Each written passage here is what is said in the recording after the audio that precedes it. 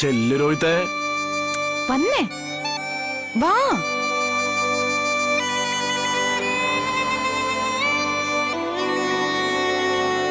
കണ്ടോ ശാലിനി, എനിക്ക് തോന്നുന്നത് അവരുടെ ജീവിതത്തിലെ പ്രശ്നങ്ങളെല്ലാം തീർന്നെന്നാ.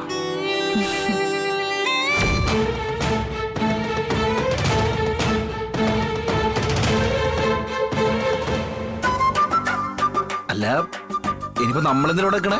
അവർക്ക് അവരുടെ ലോകം, നമുക്ക് നമ്മുടെ ലോകം. വരൂ, നമുക്ക് നമ്മുടെ ലോകത്തേക്ക് പോവാം. വാ.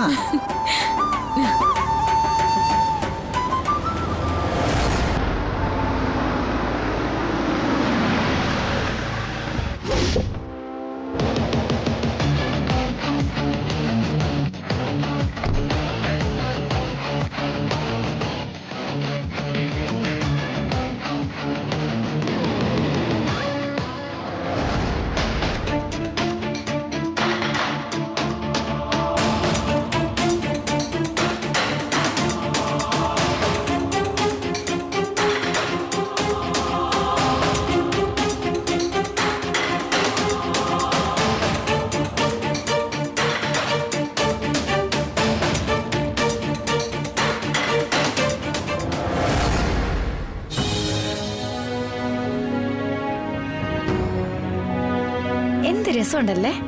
മുന്നിൽ നിറഞ്ഞ തളിക പോലെ കിടക്കുന്ന കായൽ, അതിൽ നിന്ന് വീശുന്ന തണുപ്പുള്ള കാറ്റ്, മനസ്സാകെ കുളിരുന്ന പോലെ. ഇവിടെയൊക്കെ വന്ന ആരാ പ്രണയിച്ചു പോവാത്തത്, അല്ലേ രോഹിത്? ഇതുപോലൊരു കായൽ തീരത്ത് വെച്ചാ ഞാൻ ആദ്യമായി എന്റെ ദീപകിനെ കാണുന്നത്. അവൻ എന്നെയും.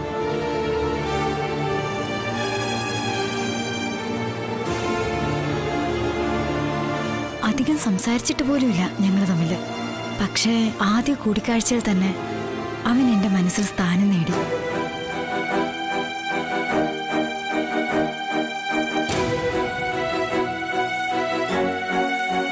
എന്നെയും അവൻ ഒരുപാട് ഇഷ്ടപ്പെട്ടിട്ടുണ്ടാവണം. അല്ലെങ്കിൽ അച്ഛനെയും അമ്മയും കൂട്ടി അവൻ എൻ്റെ വീട്ടിലേക്ക് വരില്ലായിരുന്നല്ലോ. എനിക്ക് ഉറപ്പാ. ഭൂമിയിലെ രണ്ടിടങ്ങളിലിരുന്നാണെങ്കിലും ഞങ്ങൾ കണ്ടത് ഒരേ സ്വപ്നങ്ങളാ. രാത്രിയിലെ ചന്ദ്രനെ നോക്കി കണ്ണു മയങ്ങി എങ്ങനെ ഇരിക്കുമ്പോ ഞാൻ വിചാരിക്കുന്നത് ഇതേ ചന്ദ്രനെ അവനും കാണുന്നുണ്ടല്ലോ എന്നാ. അവനും അങ്ങനെ തന്നെ വിചാരിച്ചിട്ടുണ്ടാവണം. എനിക്ക് ഉറപ്പാ. കാരണം എന്റെ മനസ്സ് തന്നെയായിരുന്നു അവൻ്റെത്. ഞാൻ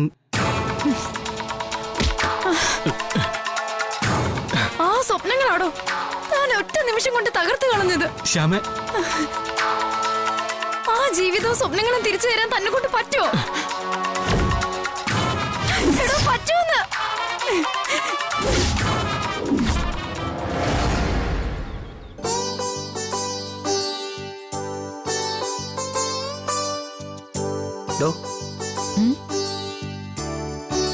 അവരിപ്പോ എന്തെടുക്കായിരിക്കും?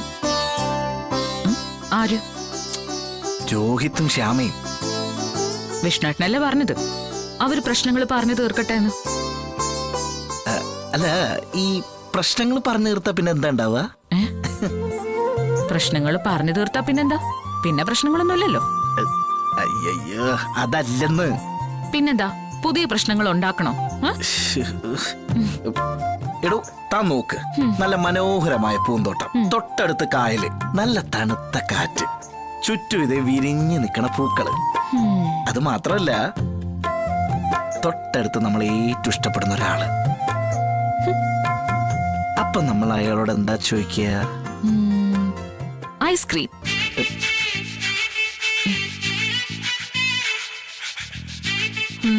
അമ്മയോടൊപ്പം കായൽ തീരത്ത് വരുമ്പോ ഞാൻ ഐസ്ക്രീമാ ചോദിക്കാറ്. ഞാൻ പോണത് വെറുതെ. അതെന്താ? അപ്പൊ ഐസ്ക്രീം അല്ലേ? ഐസ്ക്രീം അല്ല, ഉണ്ടാ. കാറ്റും. അല്ല, അത് വിഷ്ണുവേട്ടാ. എങ്ങനെ ഒരു കായലിങ്ങനെ കിടക്കുക? ഒരു കാര്യമില്ല അത്. വിഷ്ണുവേട്ടാ, നിക്ക്.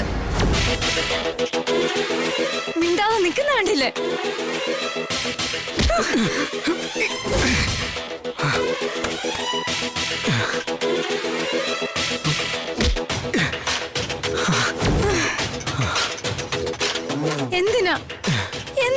എന്നോട് ഈ ചതി ചെയ്തത്? ശ്യാമേ, ഞാൻ ചതി ചെയ്തെന്നോ? താൻ ഒറ്റ ഒരാളാ എന്നെ ചതിച്ചത്.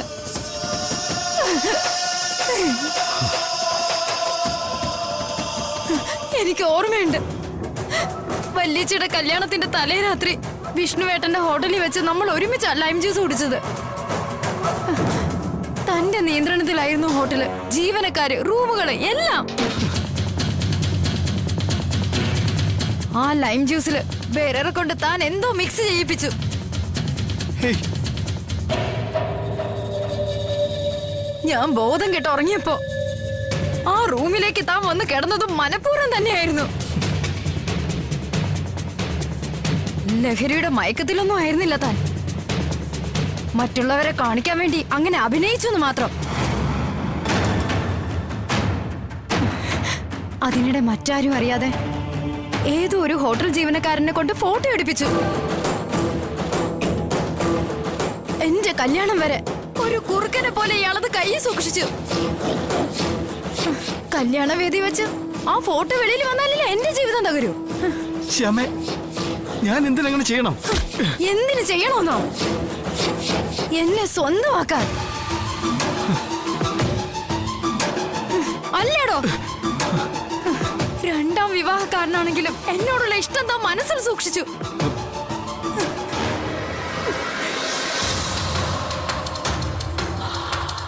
ശാലിനിയുടെ അനിയത്തിയായതിനാൽ അത് പുറത്തു പറഞ്ഞാൽ എല്ലാ ബന്ധവും തീരുമെന്ന് താൻ കരുതി. പിന്നെ എന്നെ സ്വന്തമാക്കാൻ താൻ കണ്ടെത്തിയ വളഞ്ഞ വഴിയായിരുന്നു ഹോട്ടൽ റൂമിലെ നാടകം. ഒരിക്കലും അല്ല ശ്യാമേ. ഒരിക്കലും അല്ലെന്നോ? കല്യാണം കഴിഞ്ഞ് സത്യമ്മയുടെ മുന്നിൽ ചെന്ന് നിന്നപ്പോ അവര് നിങ്ങളോട് ചോദിച്ചു, എന്നെ നിങ്ങൾക്ക് ഇഷ്ടമായിരുന്നോ എന്ന്. അപ്പൊ നിങ്ങൾ പറഞ്ഞ മറുപടി എന്താ? ഇഷ്ടമായിരുന്നു എന്ന്. പറയാൻ സത്യമല്ലേ? പറയാൻ.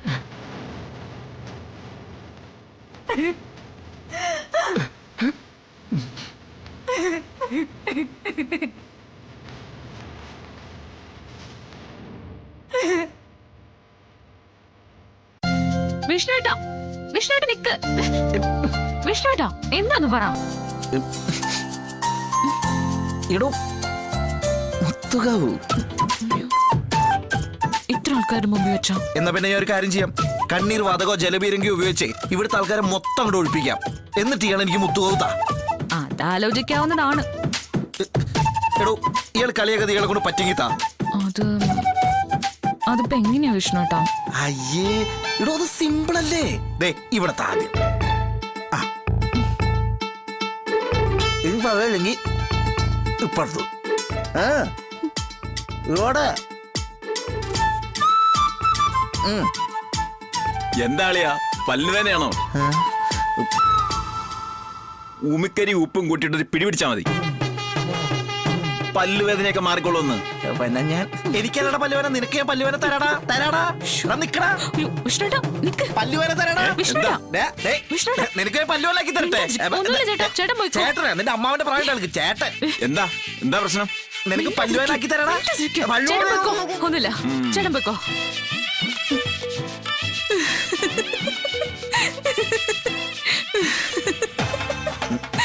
ഇയാളെന്താ കളിയാക്കുക? ശരി, ഇല്ല മിണ്ടില്ല. അതെ, ഓക്കെ, പോട്ടെ. വിഷ്ണുട്ടാ, വിഷ്ണുട്ടത് കണ്ണടച്ച് നിൽക്ക്. ഇല്ല. ആ എന്നാ വേണ്ട, വേണമെങ്കി മതി.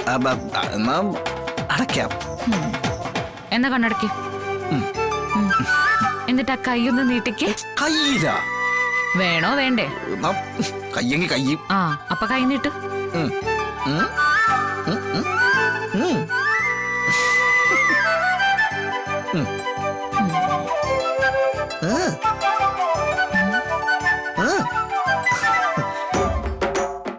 ആദ്യം കയ്യില്, പിന്നെ ഇവിടെ, പിന്നെ ഇവിടെ, പിന്നെ വീണ്ടും കയ്യില്.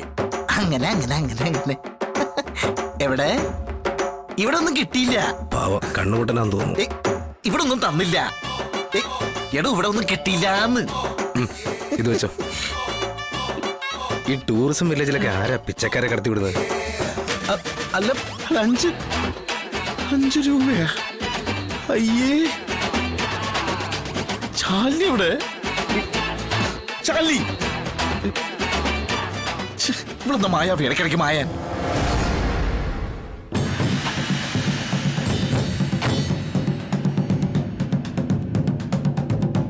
ശ്യാമേ, ഞാൻ ഇനി എന്ത് ചെയ്യണമെന്നാ? നിങ്ങൾ ഇനി ഒന്നും ചെയ്യണ്ട. ചെയ്യണ്ട എന്നാന്ന് എനിക്കറിയാം. എല്ലാം എല്ലാം സത്യമായി അറിയും. എന്റെ സമ്മതമില്ലാതെയാ നിങ്ങൾ എന്റെ കഴുത്തിൽ താലി കെട്ടിയെന്നും എന്റെ കുഞ്ഞേച്ചിയും വിഷ്ണുവേട്ടനും നിങ്ങളും എല്ലാരും സത്യാമ്മയെ കബളിപ്പിച്ചുകൊണ്ടിരിക്കുകയാണെന്ന് പറയും ഞാൻ. ഒരു രാത്രി പോലും നമ്മൾ ഭാര്യ ഭർത്താക്കന്മാരായി ഒരുമിച്ച് കഴിഞ്ഞിട്ടില്ല എന്നും ഈ ജന്മം എനിക്കതിന് താല്പര്യമില്ലെന്നും ഞാൻ സത്യമായിട്ട് പറയും. നിങ്ങളോടൊപ്പം ഒരു റൂമില് ഒരുമിച്ച് കഴിയാനുള്ള വെറുപ്പ് കൊണ്ടാ ഞാൻ ആ വീട്ടിൽ നിന്ന് ഇറങ്ങി പോയതെന്നും അതും സത്യാമ്മ പോലെ അറിയാതെ നാടകം കളിച്ച് നിങ്ങളൊക്കെ കൂടി മറച്ചു വെച്ചെന്നും ഞാൻ സത്യാമ്മയോട് പറയും.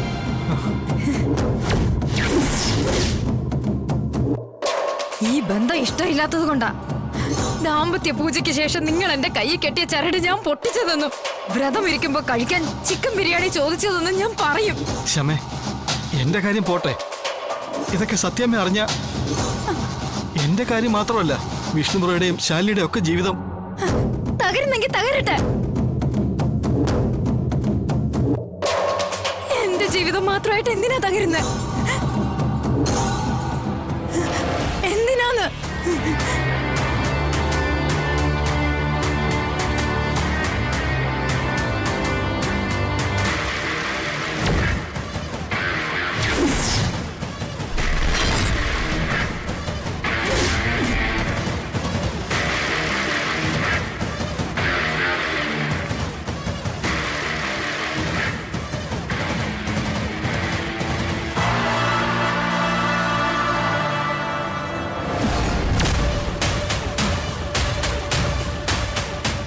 Shalini,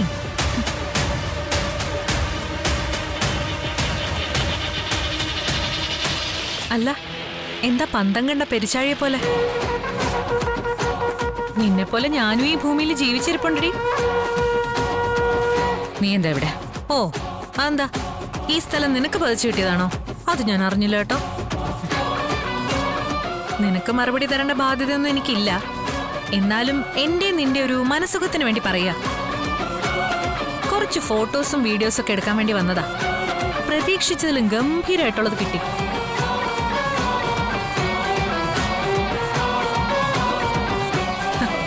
nice shots and super dialogues. Shalini, bye. See you soon.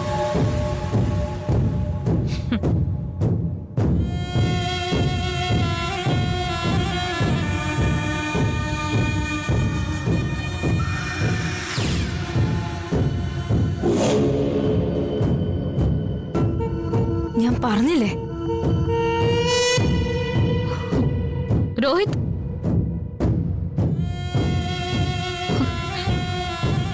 തൽക്കാലം കുഞ്ഞേച്ചി ഒന്നും അറിയണ്ട. എനിക്ക് തന്നെ സത്യമായിട്ട് ഇതെല്ലാം പറയണം.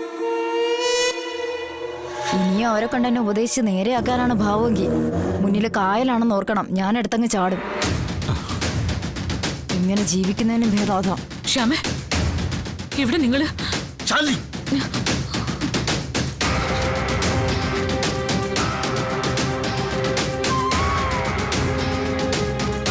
ഇയാളത് എന്ത് പണി കാണിച്ചേ? എന്താ ഇത് കണ്ടോ? ഇതെന്താ അത്? നോ, താൻ തന്നെ കൈ വെച്ചോ.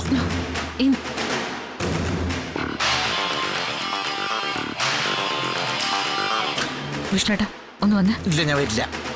ഒന്ന് വന്ന്. ഞാൻ വരില്ല. എന്താ? നമ്മുടെ എല്ലാം ജീവിതം തകർത്ത് കളയാൻ ശേഷിയുള്ളൊരു അപകടം അവളിവിടെ അടുത്ത് തന്നെ ഉണ്ട്. ആര്? അവള് ആ സുസ്മിത.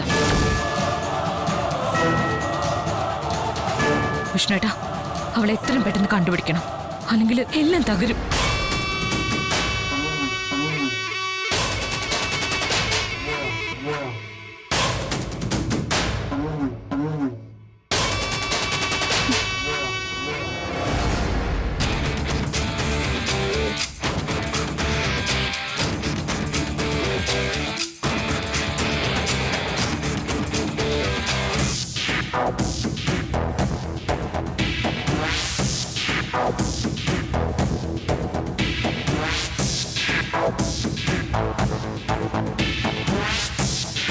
വിഷ്ണുട്ടാ ദേ അവിടെ.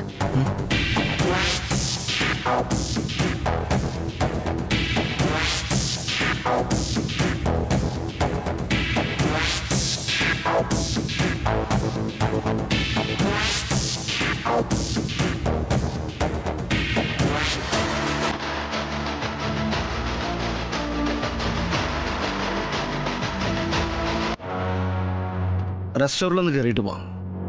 ആ എനിക്ക് വീട്ടിൽ പോണം. എന്ത് ക്ഷമ കൊച്ചുകുട്ടികളെ പോലെ. നമ്മുടെ വീട്ടിലേക്ക് തന്നെയല്ലേ പോകുന്നത്.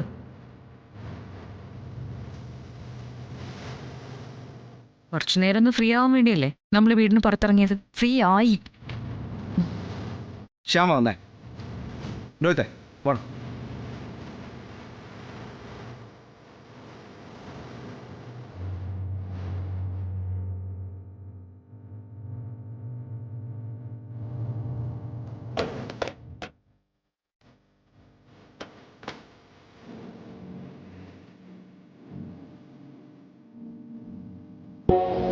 മകനും മരുമകളും ഒക്കെ കൂടി നെഞ്ചത്താ കത്തി കുത്തി നിർത്തിയിരിക്കുന്നെന്ന് അവർക്ക് ബോധ്യപ്പെടണം.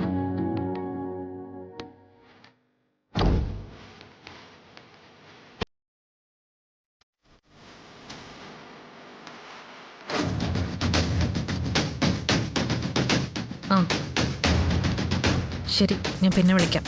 ശരി.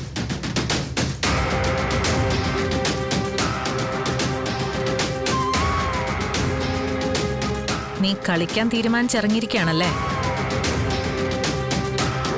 എന്നാ പോസ്റ്റിൽ ആദ്യത്തെ ഗോള് എന്റേതായിക്കോട്ടെ.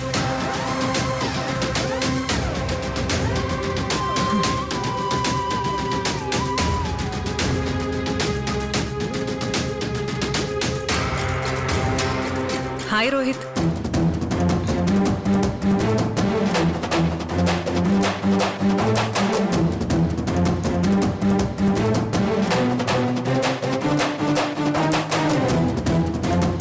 എനിക്കിവിടെ ഇരിക്കാലോ അല്ലേ?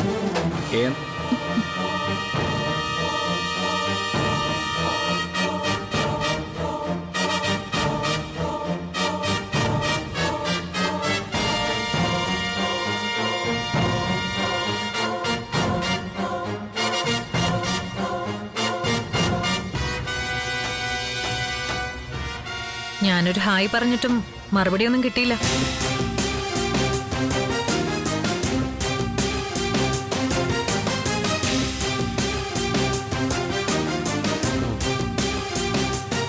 ഹായ്.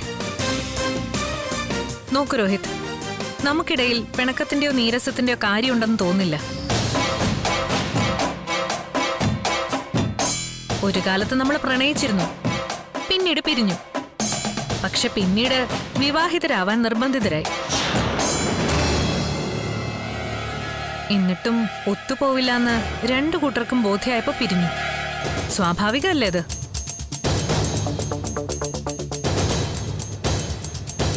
ഇപ്പൊ മിക്കയിടത്തും സംഭവിക്കുന്നതാ അത്. മിക്ക ബന്ധങ്ങളിലും ഭാര്യ ഭർത്താക്കന്മാര് പിരിയാനുള്ള തടസ്സം കുട്ടികളാ. ഭാഗ്യവശാൽ നമ്മുടെ ബന്ധത്തിൽ അതുണ്ടായില്ല. ഇനി മറ്റൊരു ബന്ധത്തിലും രോഹിത്തിന് അങ്ങനെ ഒരു തടസ്സം ഉണ്ടാകില്ലെന്നാണ് എനിക്ക് തോന്നുന്നത്.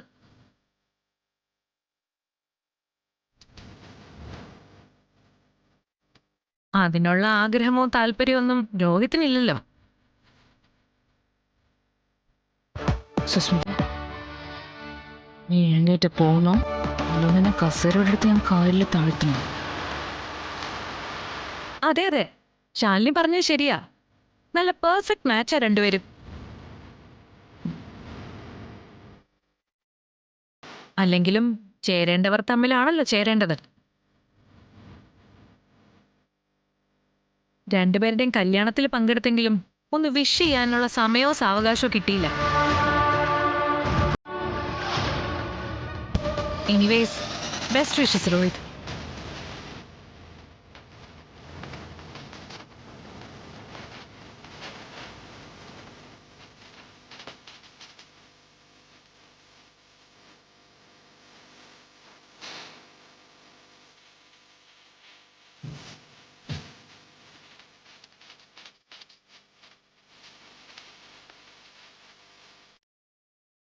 Shyama,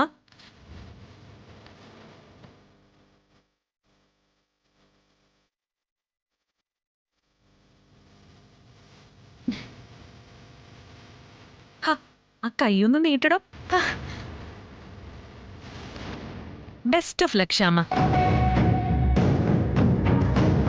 wish you a happy married life. I pray that this lasts for years and years.